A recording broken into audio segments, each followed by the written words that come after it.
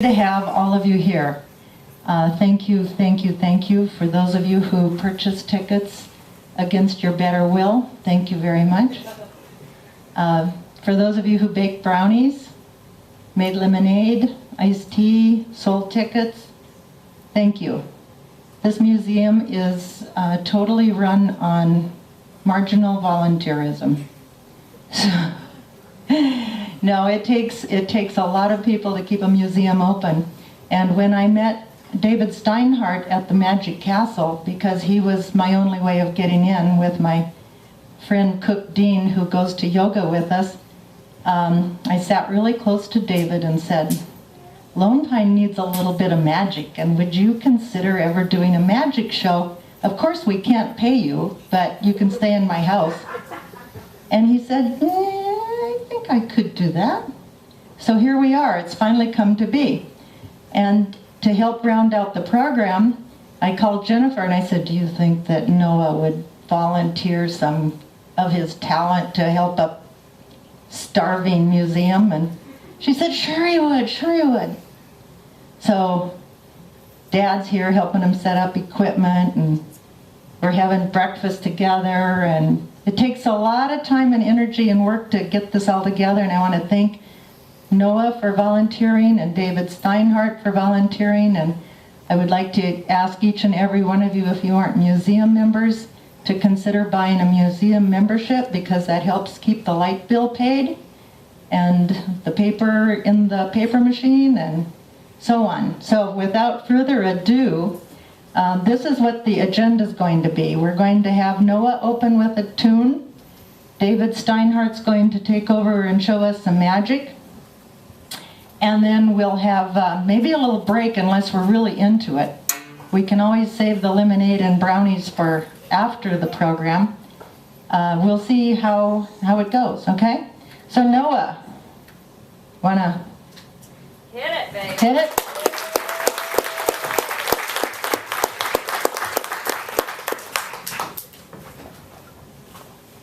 Okay, thank you.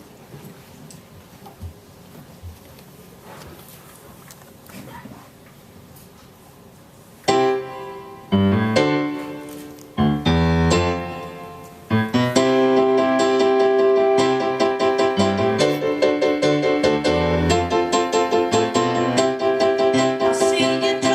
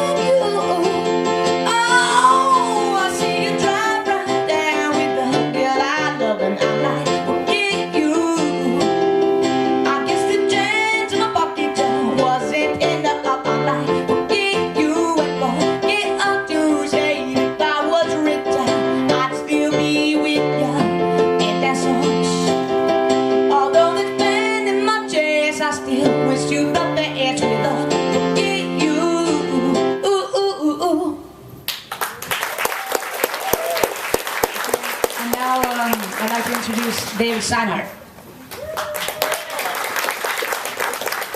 All right. Thank you so much, Noah. Thank you, Beverly. How about another hand for Noah? Wasn't he incredible? Yeah. And good news, we're going to get to hear Noah sing a lot more songs a little bit later in the program. Yeah. So welcome to the world of magic. I'm here to perform a few strange and unnatural acts, of course, in the world of magic. Now, the hand is quicker than the eye. This is going to happen so fast, you won't be able to see it. Watch. 1, 2. 3 weeks ago, I did this, and a little girl sitting right where you're sitting blinked and missed all the magic. So don't even blink, because we got a lot of great magic coming your way. Now, one of the things I've learned is when I meet a new group of people like yourselves, I can never be too sure about how you're going to be as an audience. Now, for a magic show, we want to find a lot of good-natured fun in the audience. So I've got to test you out and see if you're an audience with some good-natured fun. To start things off, I need to borrow from one of you, and you'll get it back. I need to borrow a $20 bill. Who has a $20 bill for the magician? Do you have one? Terrific. Thank you. And what's your name? Linda? Linda, thank you so much. I mean, Linda's very trusting. She hasn't really met me before, and she's already loaning me $20 for this illusion to test everyone's sense of humor and good-natured fun. Linda, it's going to appear to everyone that I tore your $20 bill into 2 pieces.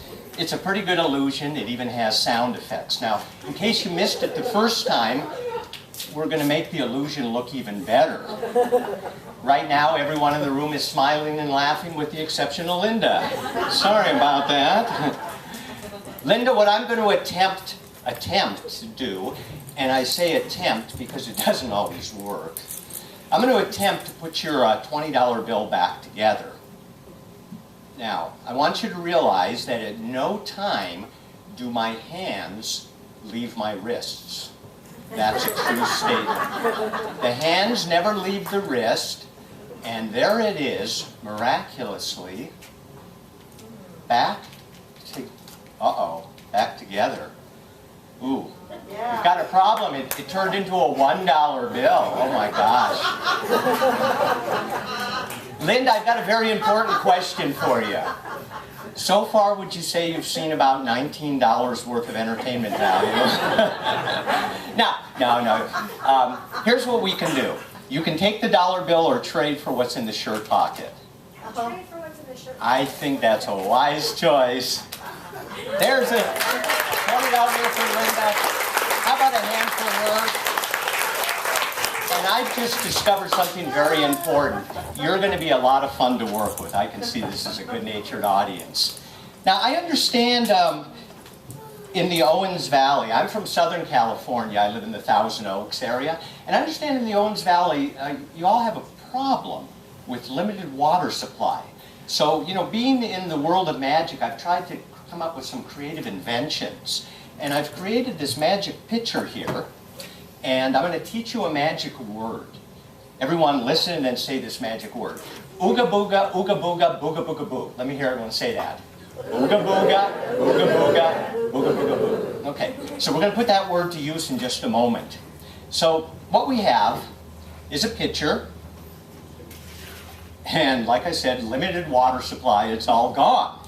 However, we have a magic word. What's our magic word, everybody? Ooga booga. Ooga booga, ooga booga boo. Now this invention of mine is still in the prototype stage, but as you can see, when you say that magic word, there's more water. Would you like to try that again? Yeah, ooga booga. I said, would you like to try it again? Oh, I thought they would never ask me. Okay, everyone, what's the magic word? Ooga booga, ooga booga, ooga booga boo. Magically, mysteriously, this water pitcher is filled. Again. Wow. What do you think, Beverly? Do we have something here that might be marketable? I think that might save the museum. Okay. I like to play around with magic and sometimes invent things.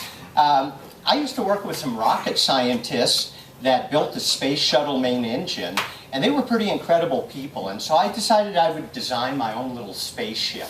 Maybe not as elaborate as the ones that go to the moon, But what I use is this dough.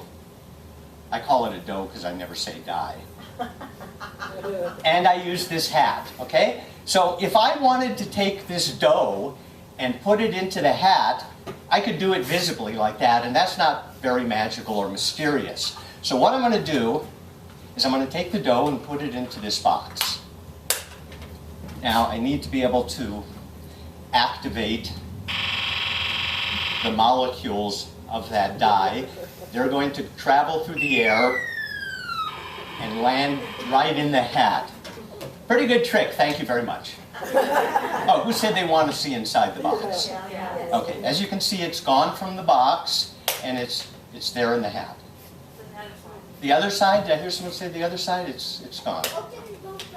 Both doors at the same time? Okay, I will. Door number 1, door number 2, it's gone. Oh, you want me to turn it around?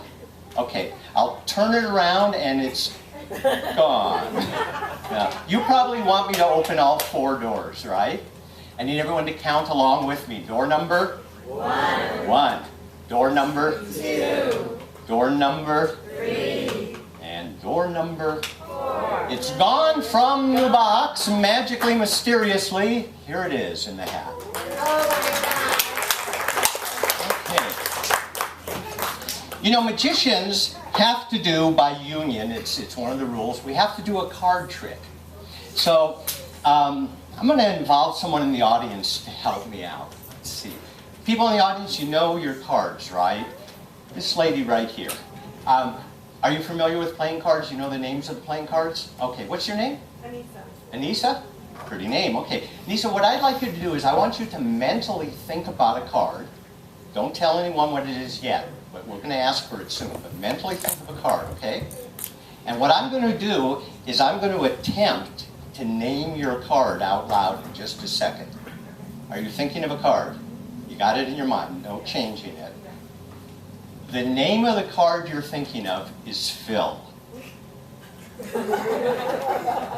I mean, what's wrong, everybody? That's the name of the card. What was the card you picked? The 2 of clubs? Okay, let me show you something about this deck that's kind of interesting. First of all, we'll find your card, the 2 of clubs. It'd be a pretty good trick if I made it disappear. There it is. Okay, got the 2 of clubs. We'll just set it right there for the moment. Okay? Now this deck, as I said, is kind of interesting because on the back of the deck, on each card, there's a person's name. For instance, here's Ruth. Here's Bud.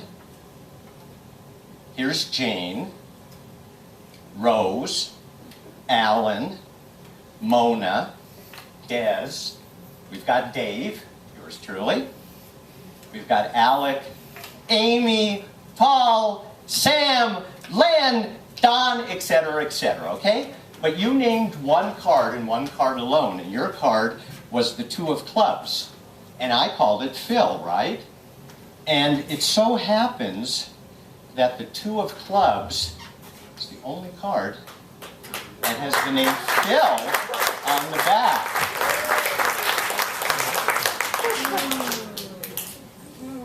We may revisit some magic with cards a little bit later. But for now, I want to test your memory, everybody. What's our magic word? Booga booga. Booga boo. Booga booga boo. And look at that. Always more water when you say that magic word.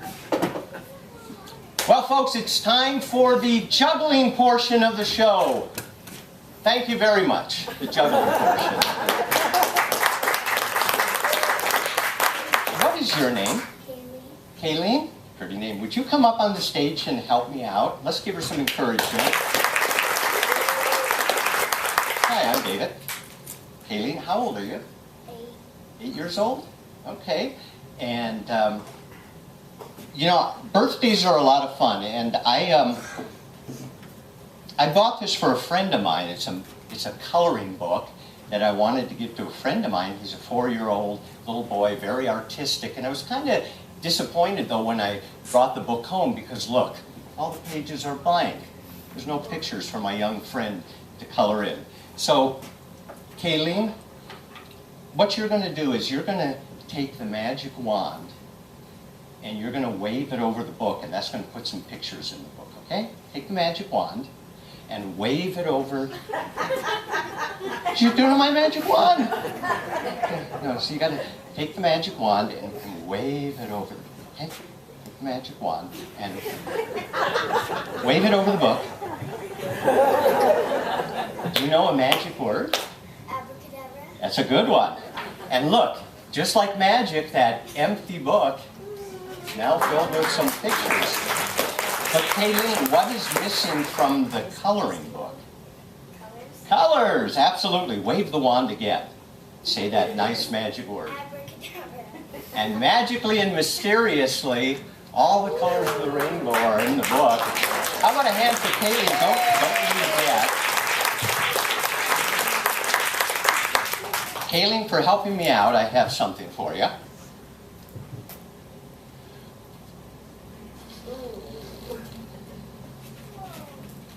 This is called the world-famous flying mouse.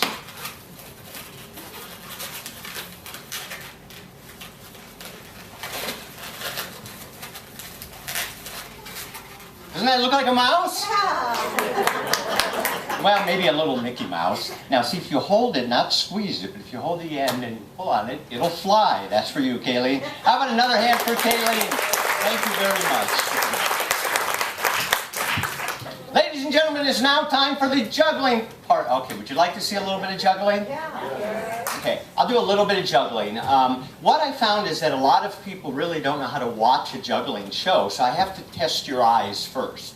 So the way this eye test works is, I'm going to throw this beanbag high in the air and catch it in my hand.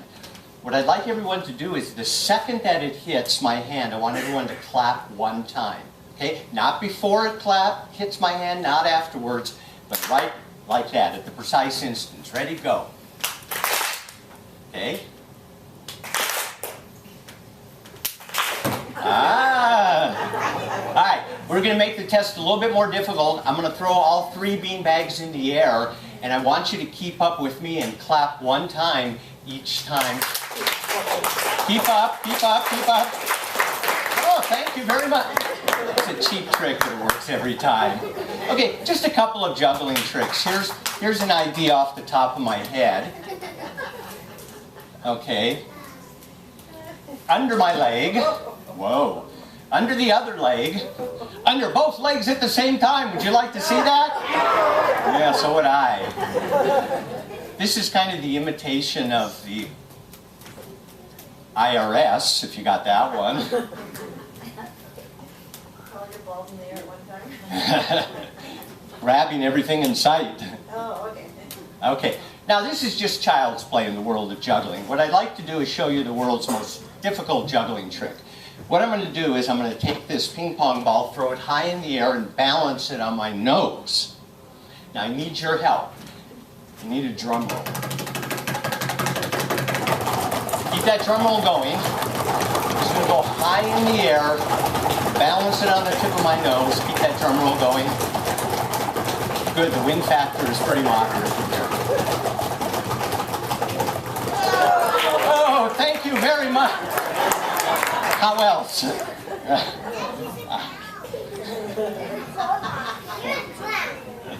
Oh, boy. You know, sometimes I think what magicians do is unfair. What I mean by that is we show you a lot of tricks and we don't really explain what we're doing. So I thought what I would do is I'd take you behind the scenes and show you how I like to fool my friends. Would you like to learn how to, fool your friends?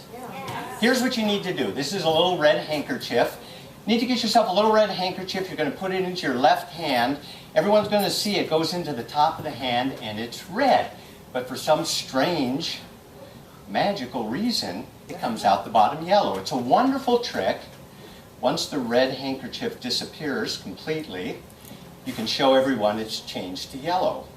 The trick is so good, I could do it backwards. I could take the yellow handkerchief, push it through the bottom of my hand, and turn it to red. And that's the secret, folks. You need to have 2 handkerchiefs. One yellow, one red. Let me show you how it works.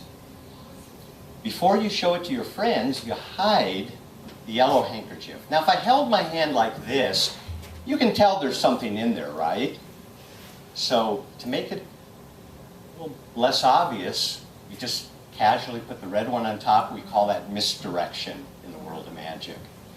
The red one goes into the top, yellow one comes out the bottom. Now, this is very important. When you're showing this to your friends, never do this. For years I was doing this and people weren't that amazed, and finally I figured out what you got to do first is to make sure the red one disappears. So once the red one's gone, you can proudly show everyone it's changed to yellow. Now remember what I told you about being able to do it backwards. You can take the yellow one, push it into the bottom of your hand, and just like magic, it's going to come up the top of your hand red, and you wiggle your fingers to make that color change work. Now there's always somebody in the audience who will shout out, "Open your hand." I said there's always somebody in the audience who will shout out. And if they do that, you just show them that you just have one handkerchief. And that's how I like to fool my friends.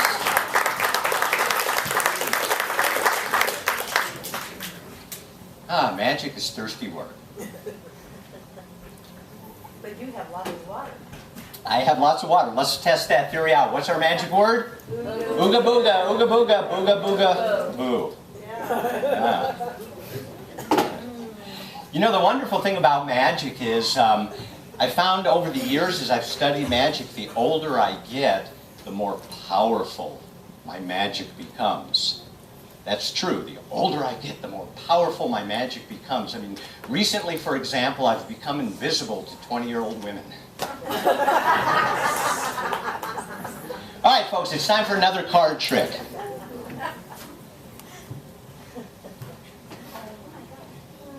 All right, I'm going to involve 4 people with this. Way in the back, the gentleman straight there with the sunglasses. What's your name? Todd. Todd? Todd. Todd. I just need a color, red or black. Black. Okay, so we've got a black card so far. This gentleman in the red shirt, Hawaiian shirt. If it's a, you said what color again? Black. Black card, so it would be what, a club or a spade? You tell me which one. Which one? Club or spade? What? Club or spade. Club or spade? Club or spade. Cards. Oh, I have a hearing problem, but I'll take clubs. Okay, so far we know it's a black card, it's a club. This lady on the end here. So black card, club, high or low? High is 8 to ace. Low is below 8. You tell me which one. High one? All right, so it's a black card, it's a club, it's a high card. You're familiar with the playing cards? Name a high card. An ace. So we had 4 different people in the room arrive at one card in the deck. The card deck has 52 cards. We arrived at one card, the ace of clubs. A black card, a club, a high one, the ace. Now, wouldn't it be amazing if I was able to predict that? I knew ahead of time that that would be the choice of these 4 people. I mean, on my salary, you could argue that perhaps I bought one person off. But trust me, on my salary, there's no way I could have bought all 4 of these people off. Here I have one card, and it is, you can see the ace of clubs. You see it? No, that's not really fair. In plain sight all along is a pack of playing cards. Inside of this pack of 52 cards, I took one card and I turned it around so it's facing backwards from the rest of the other cards. One card alone is somewhere in here facing the wrong way. Do you see one card facing the wrong way? It's one card, it's a high card, it's a black card, it's your card, the ace of clubs. Thank you very much. You'll have to come to Vegas to see. All right, just a few more things. I'm going to try an experiment, and I say experiment because Sometimes, I run into problems with it, but we'll try this experiment.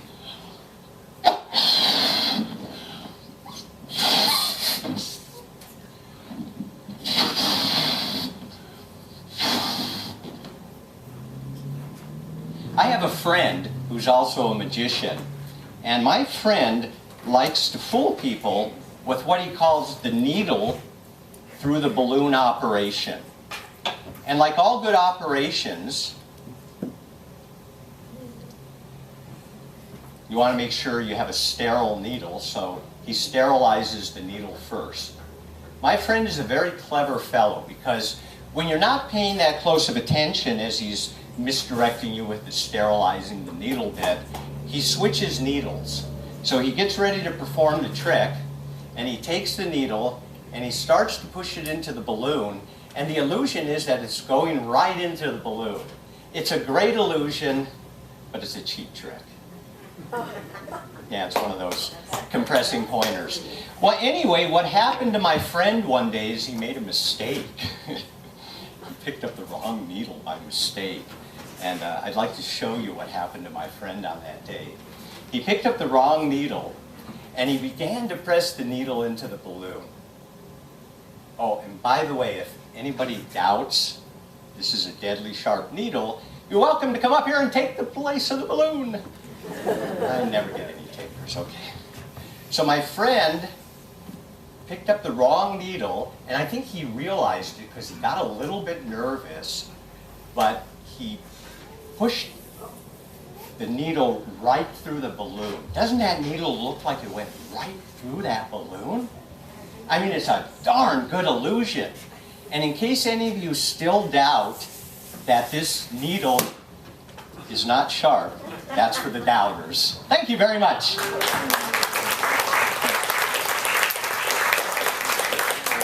Okay. When I was learning magic many years ago, one of the tricks I learned, the very first magic trick, is a very famous one called the cut and restored rope trick. And the cut and restored rope trick uses some rope and a pair of scissors. And I always keep my rope inside of this brown bag. Ow, ow, ow, ow, ow, ow. It's an alligator bag. Alligator bag? Okay. So I've got a length of rope right here inside of the brown. Oh, wait a second. Maybe it's inside the red bag. That's strange. Where did the rope go? Kayleen, you didn't take my rope when you were out here, did you? Ah, it was in the yellow bag today. I have no idea where. Oh, it's got to be inside the blue bag. Here we go. Length of rope inside, ta-da, of the blue bag.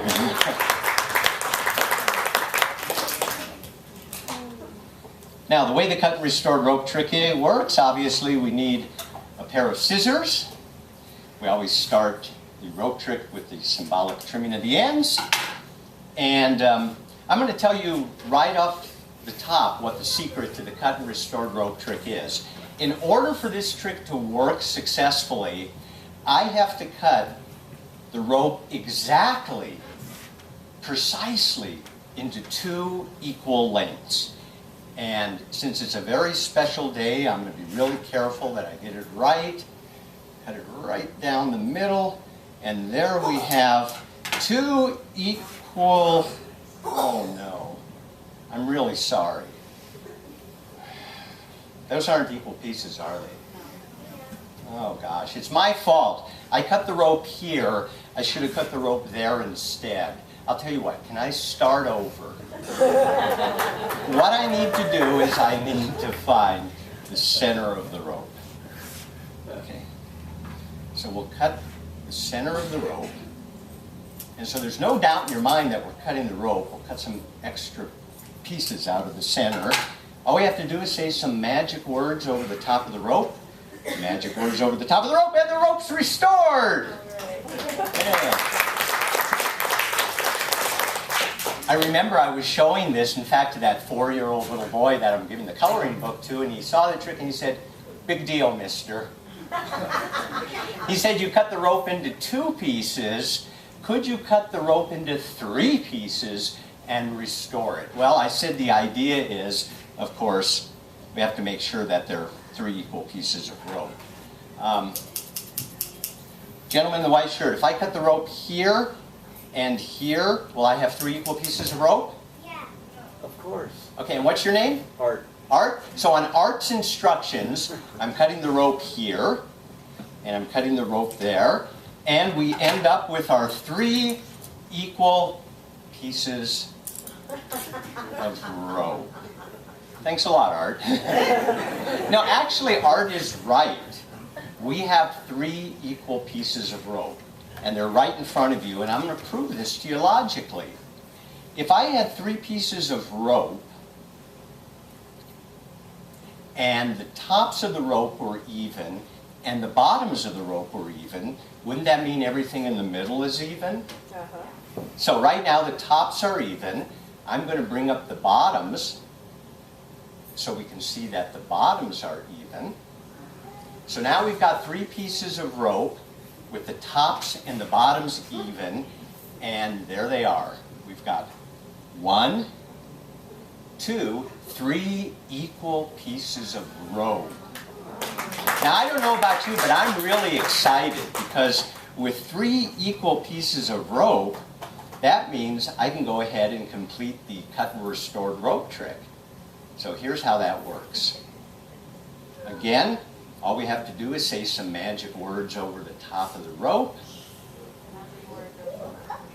Okay, yeah.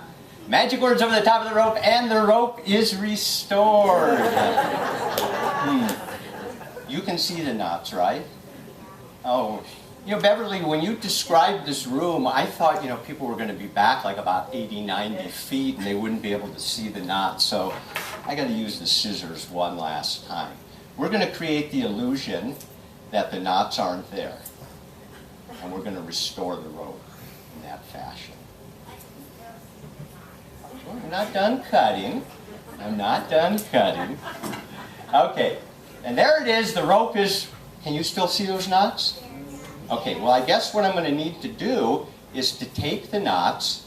Here's one for you. And here's a knot for you. The knots are gone, the rope's back together, and that's the cut and restore rope trick.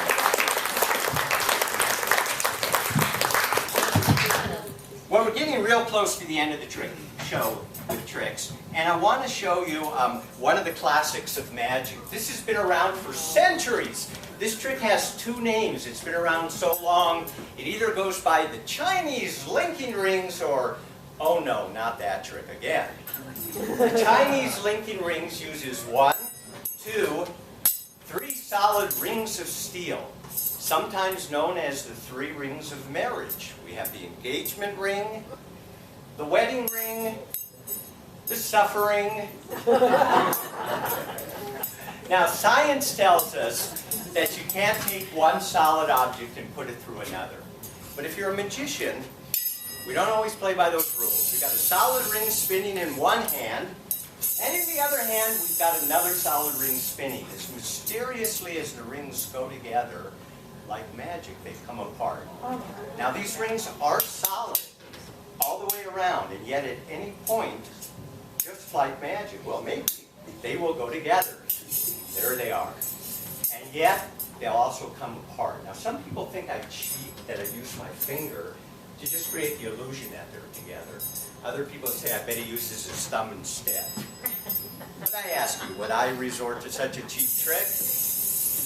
No. Having missed an obvious applause cue, I'll go on.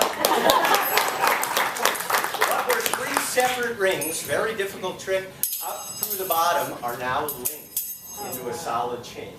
Now I want you to watch closely.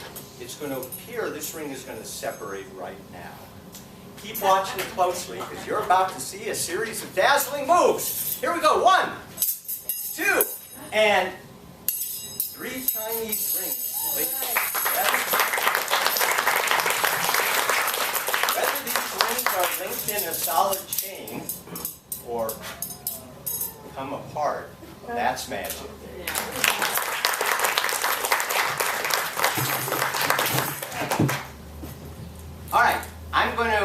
things up by introducing you to a very special friend of mine.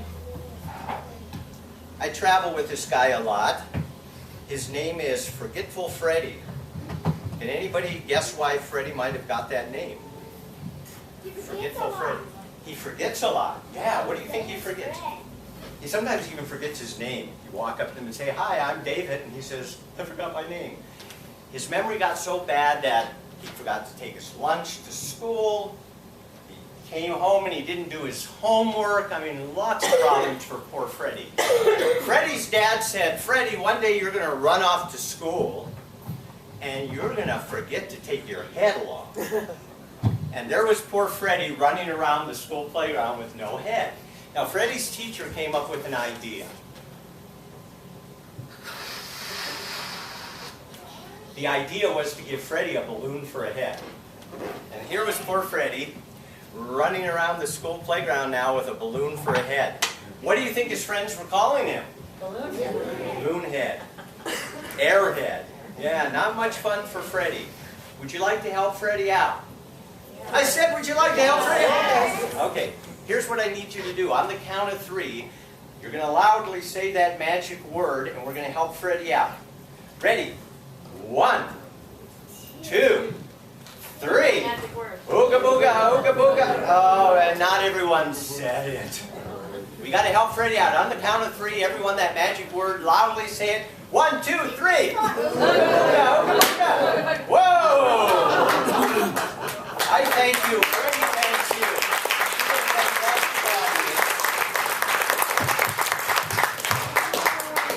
We're going to wrap things up, and then we're going to decide whether we want to take that brief intermission or go right into the great program that Noah's going to provide.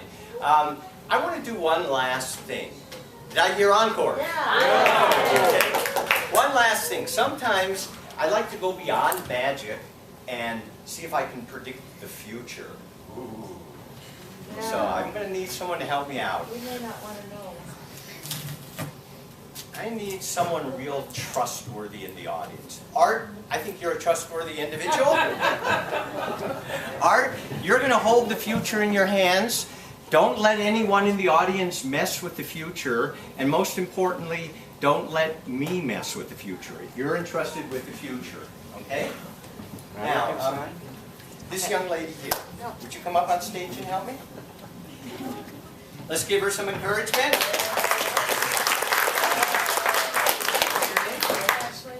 Ashley, I'm David. Ashley, we didn't talk about this or plan this, right? They got to know, we did not plan this. This is spontaneous. Ashley, here are the scissors, because in just a moment you're going to make a selection by cutting straight through one of the lines. You'll see I have an envelope here and there are 5 lines on the envelope, right? 1, 2, 3, 4, 5. You can cut straight through any one of those 5 lines. That's completely your choice. Inside of this envelope, I have a card. On the card are symbols that are used in ESP experiments. There's a square, some wavy lines, a circle, a cross, and a star. Classic ESP symbols. Now, Ashley, cut straight through any one of those 5 lines, completely your choice. Would you like to change your mind, or are you going to do that? She's going to do that. Okay. Cut straight through the line, on the line. Straight through. Nicely done. Okay, I'll take the scissors back. Now, Ashley, go ahead and take, inside there's a piece of card on each side. So let's have you take out the card. Oops. Look at this, I'm dropping this. Here. You open that one, I'll open this one. Okay, you need to take out the piece of card on each side. This is the motor skills part of the show. Okay.